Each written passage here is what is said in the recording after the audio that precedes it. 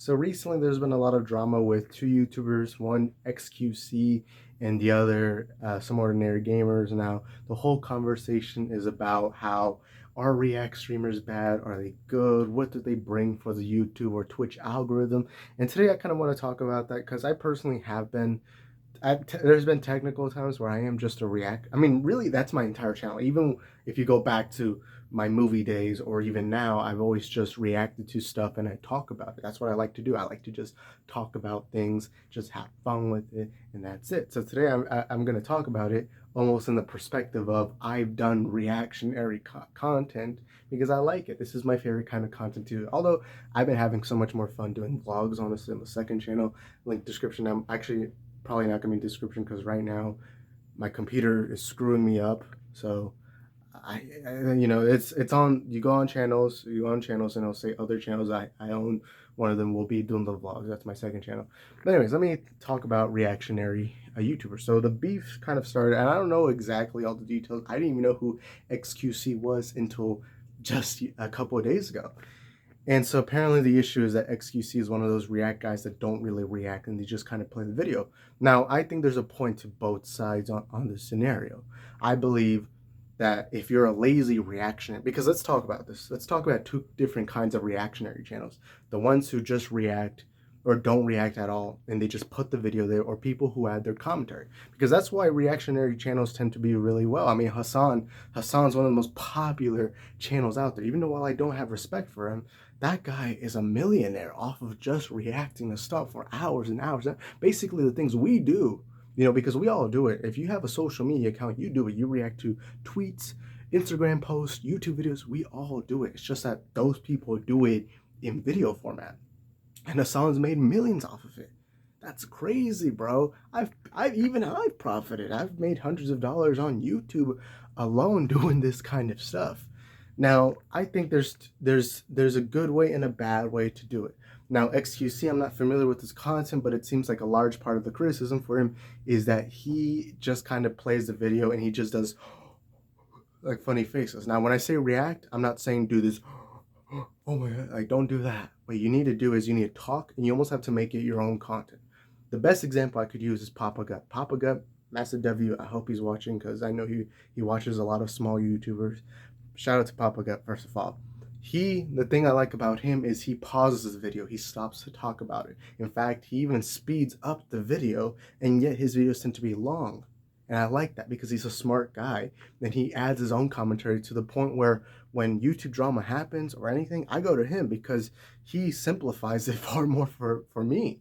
Because I hate that anytime there's YouTube drama, you have to watch this video, that video, this video, that video. There's like so many videos. But with Papa Gut, you just go to him and then boom, you get the entire thoughts of what he thinks. Not only that, but he comes from a real world perspective. One of the issues that a lot of these YouTubers have, like if you look at Optimus or those kinds of commentary channels, is a lot of them are just young guys who became famous young and have never really worked a real job. And when I say real job, I'm not saying working at McDonald's at 16 years old. I'm talking about like a person who is working a job and has to pay bills. Like their day, their week to week, like really depends on the bills they're paying. Papa Gut, you know, he's a 35-year-old guy who just a couple years ago had a normal job, you know, and he was a manager for a place. So he comes from like a real world background. That's what I like about him. And that's what reaction channels can bring. They can bring that kind of stuff. And that's what a reaction channel should do. If right now, honestly, if you're someone who wants to get into YouTube, one of the easiest things you could do is react. All you got to do is download OBS on your computer and boom, you just got to do what you do in person, but you do have to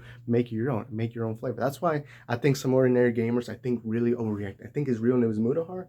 Never really watched him, but I watched that specific video from a Papa Cut video, by the way, but that's because I don't really find him all that interesting in his own videos. So I like it when another guy steps in. You can call it stealing content, but it's not. You're adding flavor to it. You're adding something to it. And we also have to remind ourselves that a lot of these YouTube videos, at most, they only take like a day to work on. And look, I love my videos and I appreciate them, but I'm not going to act like they're art. I'm not going to pretend like they're Infinity War. That's art. This takes like 2 years to make. Or Batman vs. Superman. Or any movie out there, because people are trying to use the fair example of, oh, movies have like this, you know, law that you obviously can't steal them, you can't react to them on streams or anything like that. Although a lot of people would get away with it on Twitch. I don't know if that still happens. I've never been a Twitch person, but I remember on Twitch there was a time where people would literally have movie watch parties on Twitch and no one said shit. But with movies, that's stuff that takes years. Those are people that are getting paid. With YouTube, it's like you're not losing money. In fact, a lot of times it's exposure. In fact, if any YouTubers reacting to this is just exposure for me. I'm a small channel. It helps me. And most of the time, the people who watch reactionary videos, a lot of times they're watching that because they want to hear that person's perspective. Now, again, there's still issues with it. I still think a person like xQc, a best example is a guy named Jinx from 2016. I believe that was his era. He's one of the earliest commentary react. I think there's a difference between commentary and react channels, but he was one of the earliest ones, and he was so bad that even iDub stepped in and made a content cop about him. And the thing about his was he was one of the first people to get criticism because all he would do is literally just have a laptop there, and he wouldn't even talk. He wouldn't even bring up what was going on. He would just be like, there's still lazy ones now. I mean, look at people who react to Family Guy compilations. That's lazy. All they do is play the clip and they don't add commentary. They're just like, that's funny. But when you actually add commentary, like someone like Papa Guy and even Hassan, while I'm not a fan of Hassan, that guy is another good example. What they do is they stop, pause, and talk about what they're talking about. That is real commentary. That's how commentary works, and it brings a good insight because now people can hear different perspectives. It shouldn't just be because now there's like questions on like if this will go to core or does Mudahar have a point? All that he does it, not to an extent he does it because reactionary content's good, and the YouTubers who do that, they'll often put their perspective on what they think. And not only that, but I tend to prefer Papa Good's videos over a lot of the other commentary channels because a lot of times, when you do a commentary video, you almost cut out context. You're almost allowed to cut up the context to choose what clips go on your videos. But with Papa Good, it's almost raw. It's almost like you have to watch the entire video. Now, it's not like watching the normal video and that's it. That would be stealing. But in this case, it's not. It's him pausing, talking about what he needs to talk about. And the video no longer just becomes the reaction video itself. It becomes what are Papa Good's thoughts on this specific thing.